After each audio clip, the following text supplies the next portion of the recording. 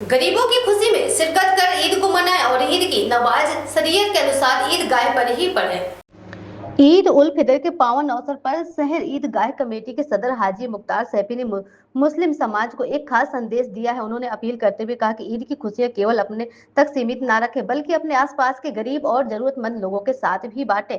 हाजी मुख्तार सैफी ने कहा कि ईद का असली मकसद भाईचारा, मोहब्बत और इस इंसानियत को बढ़ावा देता है। उन्होंने लोगों से आग्रह किया है कि शरीयत के अनुसार ईद की नमाज ईदगाह के खुले आसमान के नीचे अदा करें, क्योंकि यह परंपरा और धार्मिक मान्यता का महत्वपूर्ण हिस्सा है। उन्होंने यह भी कहा कि ईद के दौरान किसी भी प्रकार की छोटी मोटी घटनाओं को नजरअंदाज करते हुए गंगा जमुनी तहजीब को कायम रखें और आपसी सौहार्द के साथ त्योहार मनाएं। हाजी सैफी ने सभी लोगों से अपील की है कि आपसी द्वेष भुलाकर एक दूसरे को गले लगाकर ज्यादा से ज्यादा जरूरतमंदों की मदद करें, ताकि घर में ईद की खुशियां पहुंच सके। इस संदेश के साथ उन्होंने सभी को ईद की आग्रहित शुभकामनाएं भी दी। आप ईदगाह कमेटी के सदर हैं और हाजी मुख्तार जी, आप जो है एक जाने माने समाज सेवी भी हैं। अब आप ईद के त्यौहार को लेकर क्या कहना चाहते हैं? देखिए, ईद के त्यौहार पर तो हम मुबारकबाद पेश करते हैं सभी लोगों को, पूरे इलाके के लोगों को, और ये अपील करते हैं, पैगाम देते हैं कि ईद को पूरे भाईचारे के साथ, पूरी खुशियों के साथ मनाया जाए।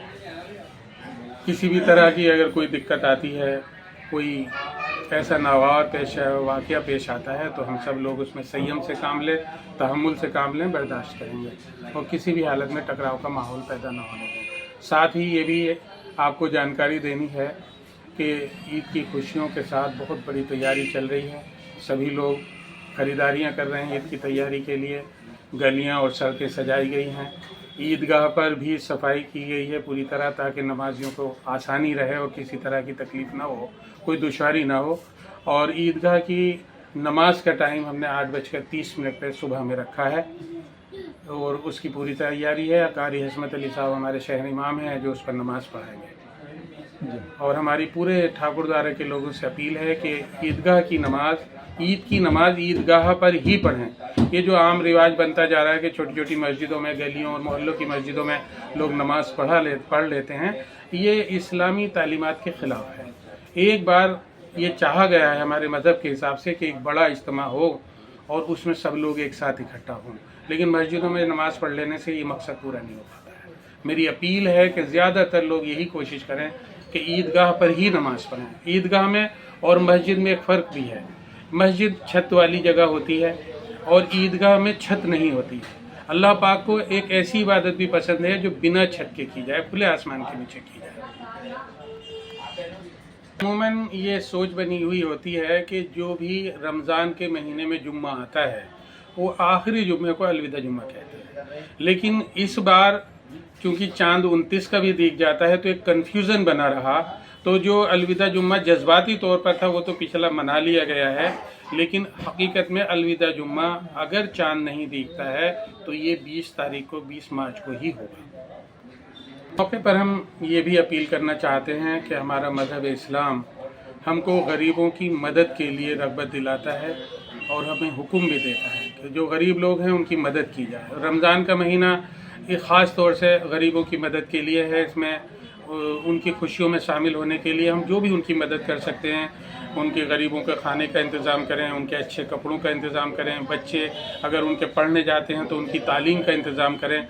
ये हमारे इस्लाम का पैगाम है और मैं पूरे अपने अहले इस्लाम भाइयों से गुजारिश करता हूँ कि अपने मोहल्ले के, अपने इलाके के गरीब लोगों का ख्याल रखें, उन्हें अपनी खुशियों में शामिल रखें और अपनी खुशियाँ चाहे कम भी रह जाए लेकिन गरीबों की खुशियों को बढ़ाने का काम हमेशा करते रहें।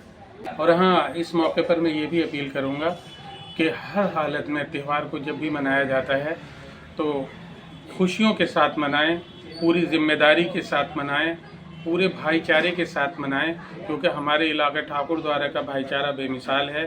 ये हिंदू मुस्लिम भाईचारा यहाँ का बहुत मजबूत है, इसे किसी भी हालत में कमज़ोर ना होने दें। जहाँ तक ठाकुरद्वारा की पुलिस और प्रशासन का सवाल है तो मैं मानता हूँ कि दोनों का ही रवैया बिल्कुल काबिल तारीफ़ है।